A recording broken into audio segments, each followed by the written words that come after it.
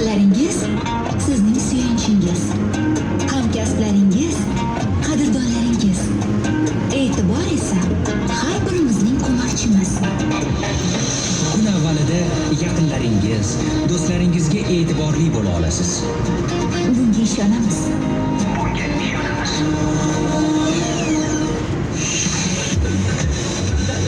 Soat millari 7dan 19 daqiqa o'tganligini ko'rsatmoqda. Tungi parvoz dasturini bugun nishonlanadigan bayramlar va bugungi sana tarixidan o'rin olgan voqealarga doir faktlar bilan davom ettiramiz. Bizni tinglang va tinglaganlaringizni eslab qoling.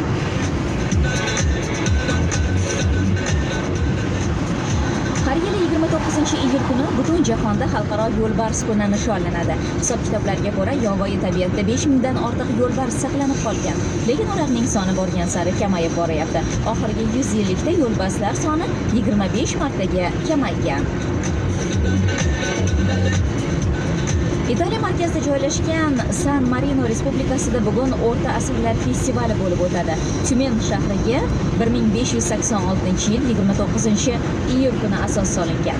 1836-yil 29-iyul kuni Fransiya poytaxti Parijdagi Yulduzlar maydonida Zafar darvozasining tantanali ochilish marosimi o'tkazilgan. 1937-yil 29-iyul kuni yurtimizda Shoyi ilmiy tadqiqot instituti tashkil etilgan. 1948-yil 29-iyul kuni Buyuk Britaniya poytaxti London shahrida 14-yozgi Olimpiya o'yinlarining ochilish marosimi bo'lib o'tgan.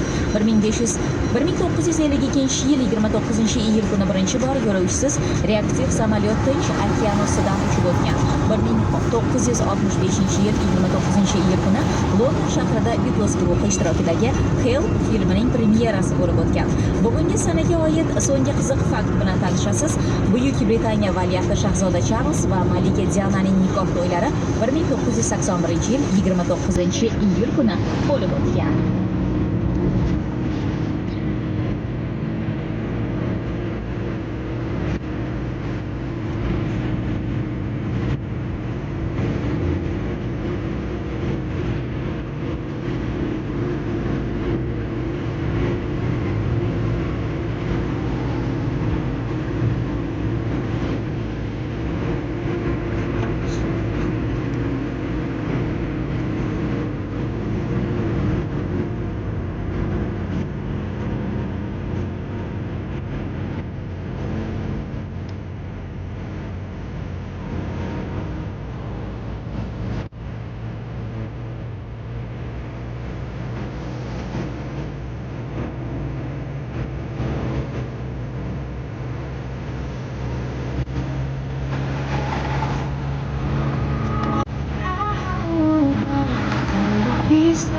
Of what we were take it easy because it felt don't tell me how you got me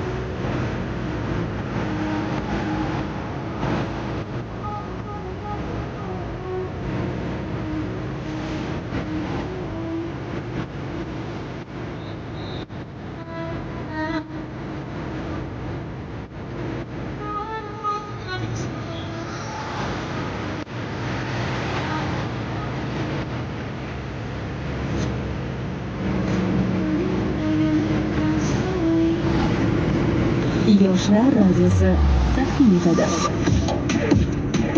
Yoshlar radio kanalida Sovrinlar soati.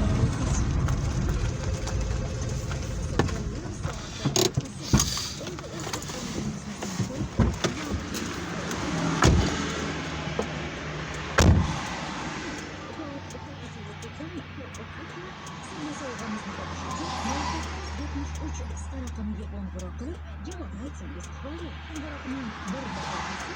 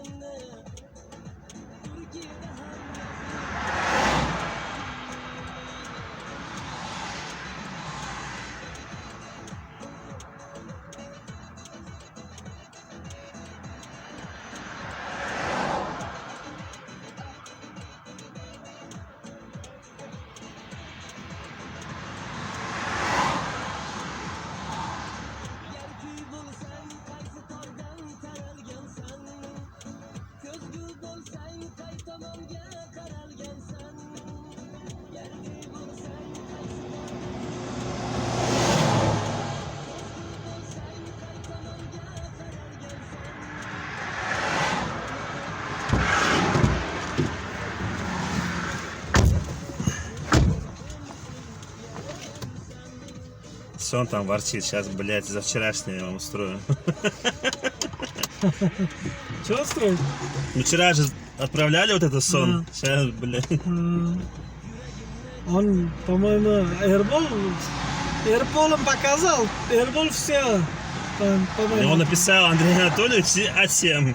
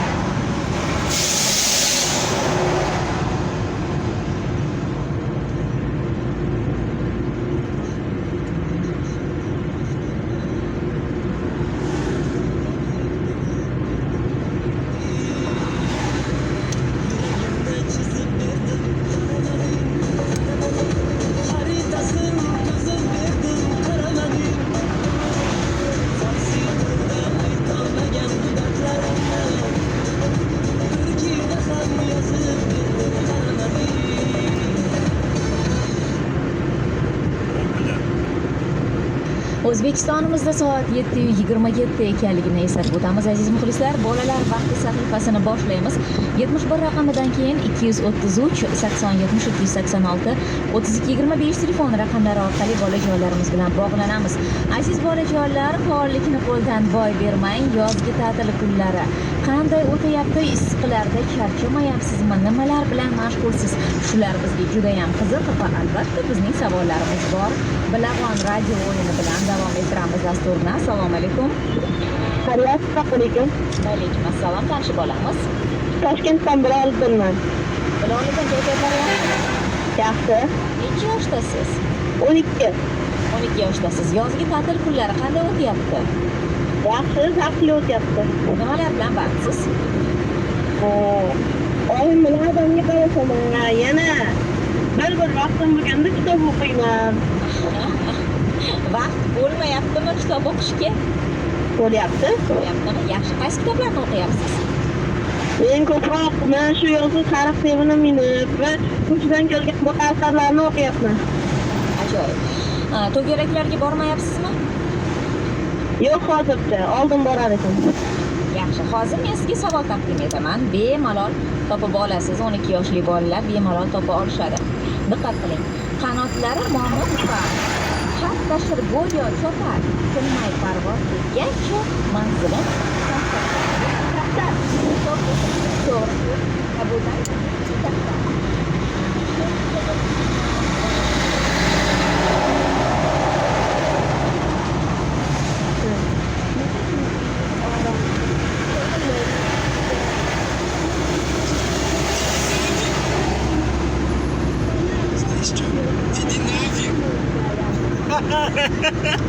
Сон. Ай, бля, это война. Это война. Ну, что происходит? Не знаю.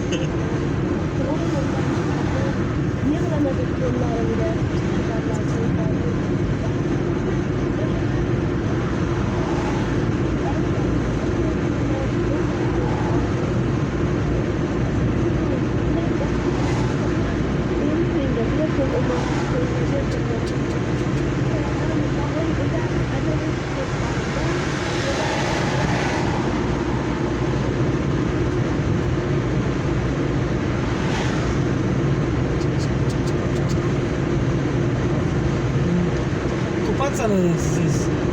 Она холодная, знаешь, какая срочь? Нет, по обеду. Ледяная срочь. А тут гора не ледяная. Гора тоже ледяная. А хорошо, что там, когда этот, в Индиабаде, на турбазе? В речке хотелось купаться, холодно же было. Такая... Здесь, по-моему, немного теплее, этот рыба. Немного теплее, по-моему, здесь. Строй? Буду?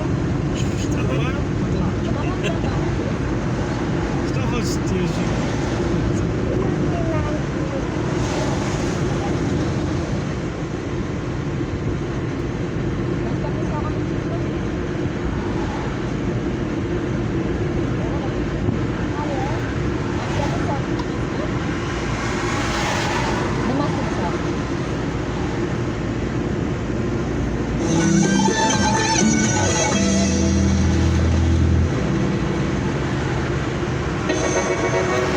Aziz vatandosh, boshlangan yangi kuningizda zavqingiz baland, kayfiyatingiz xush bo'lsin.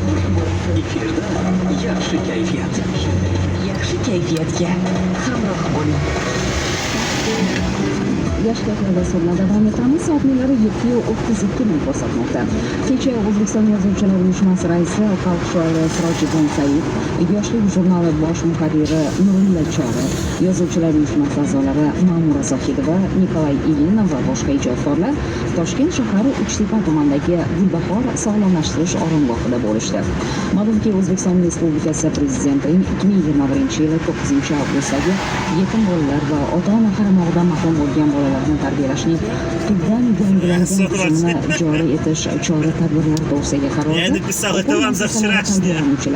Почему, говорит, нас не позвали? Я говорю, мы на турбазу в Индиабад уехали прыгать. Она говорит, почему нас не позвали?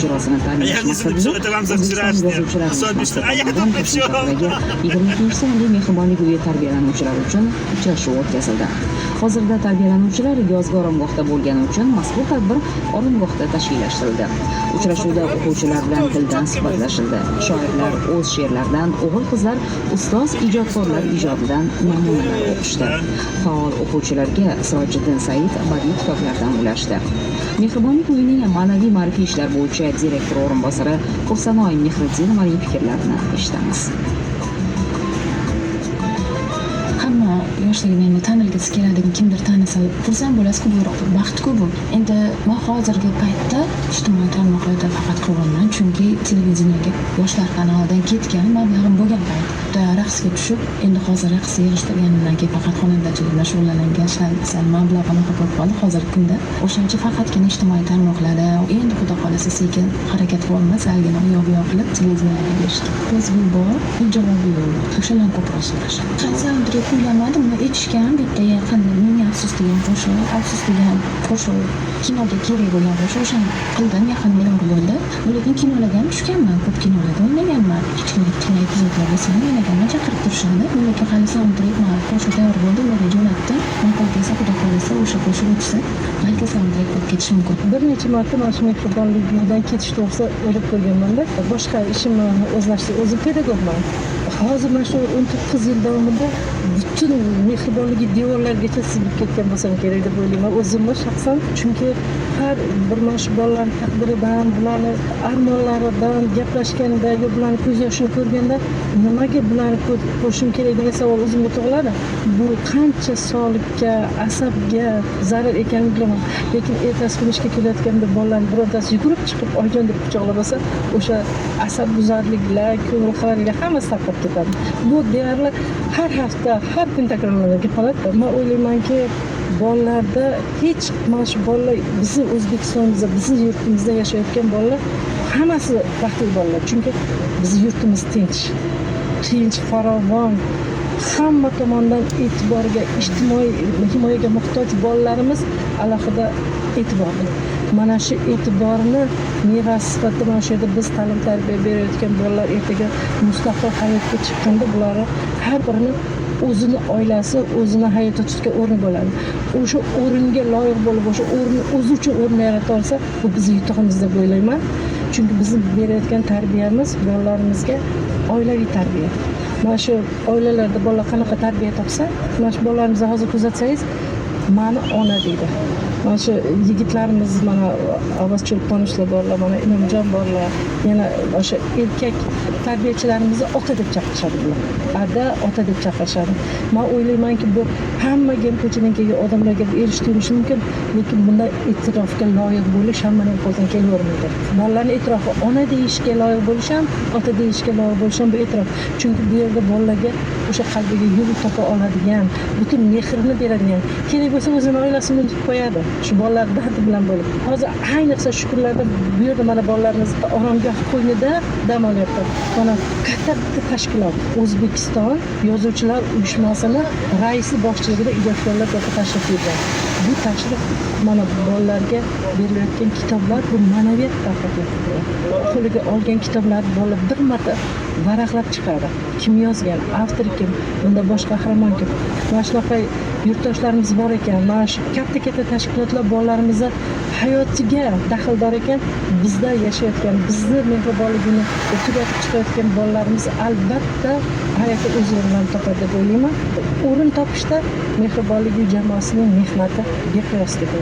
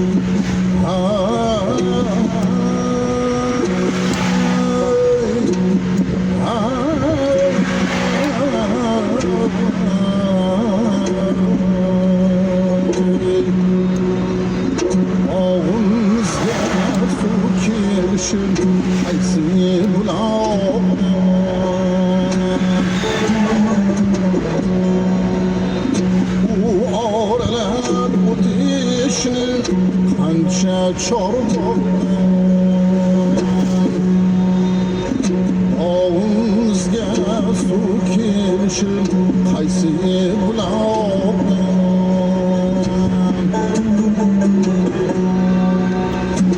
u oralab o'tishni qancha chorvoqni bilmas ekanman bilmas ekanman bilmas ekanman bilmas ekanman bilmas ekanman bilmas ekanman qarang oddiy qarz so'rashni azobligini turmush demak doim hisob kitobligini bilmas ekanman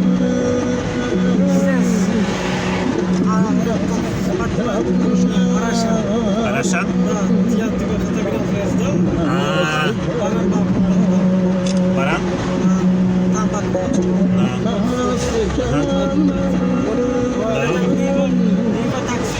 Niva taksi.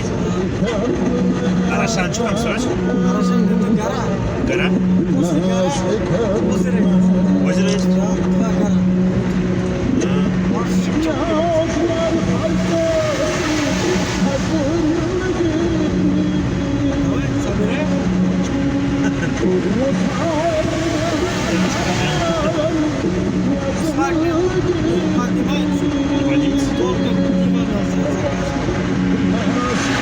Я там разговаривал с одним братаном. Он говорит, дом построю, почта, палатка, все мне есть вещи. Ничего почем? Ничего почем? Сколько стоит?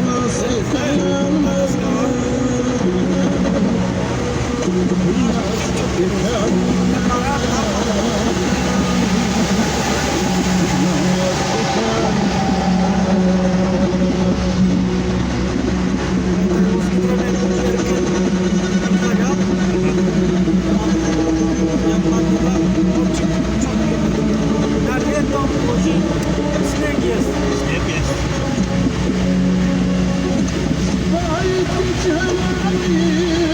Сейчас снег. Знаешь, что ли? Брак идет. Ну, почти.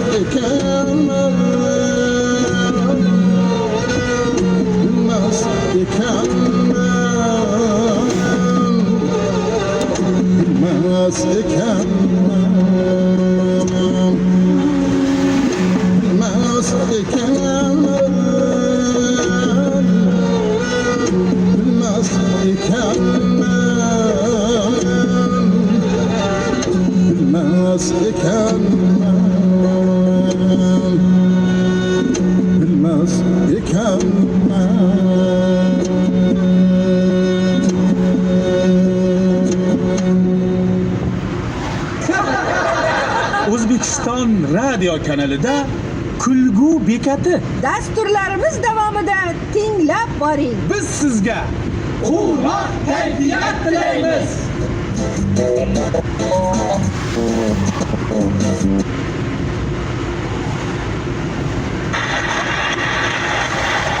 Bizda ikki xil fikrda biza. Men o'zimizni opa-singillarimizni maqtayman. Bu Yevropa ayollari boshqacha deb meni boshimni qotiradi.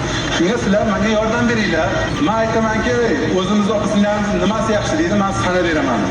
Mehrda ham, oqibatda ham, qanoatda ham, sadoqatda ham, vafoda ham, erparvarlikda ham, bolaparvarlikda ham, ro'zg'orparvarlikda ham o'zimizni opa-singillarimiz nomer 1 deb qo'yaman. Bu bo'lsa Yevropa ayollari boshqacha deb. Qani ayt, tushuntir, nimasi boshqacha? Mana men aytaman sizga, Yevropa ayollarining orasida erkinlik bor. Bizning ayollarimiz orasida mana erkinlik bor, zangatadan bor, viloyatlardan bor. Yo'q, erkinlik deganim ular xohlagan ishini qiladi, xohlasa restoranga boradi, xohlasa fitnesga, xohlasa klubga boradi, xohlagan ishini qiladi Yevropa ayollari. Ular xohlagan ishini qiladi, o'zimizda ayollar ham xohlasa enasinikiga boradi. Xohlasa xolasinikiga boradi. Xohlasa ishiga boradi. Bizning ayollarimiz nima xohlashini yonida er aytib turadi. Yevropa ayollari yozni issiq kunida villada yotib mazza qilar ekan ular. Bizning ayollarimiz yozni issiq kunida banka yopib mazza qiladi. Yevropa ayollari birorta muammoga duch kelsa, primoy psixologga boradi ular. Bizning ayollarimiz birorta muammoga duch kelsa, primoy folbingga boradi. Agar eri e'tibor bermay qo'ysa, Yevropa ayollarini go'zallik saloniga boradi. Bizning ayollarimiz agar eri e'tibor bermay qo'ysa, yana qaytib o'sha folbingga boradi. Nimaga yana folbingga boradi? Boradi-da, deydi, "Sani ilm amalingdan oldin erimni haftada 2 marta ko'rib turdim. Sani damida o'yindan keyin 1 marta ham ko'rmay qoldim. Yo erimni qaytar, yo pulimni qaytar" deb boradi. Pul deganingizga, Yevropa ayollari pulini bankda yig'adi ular. Bizning ayollarimiz pulini gapda chornik kassada yig'adi. Mana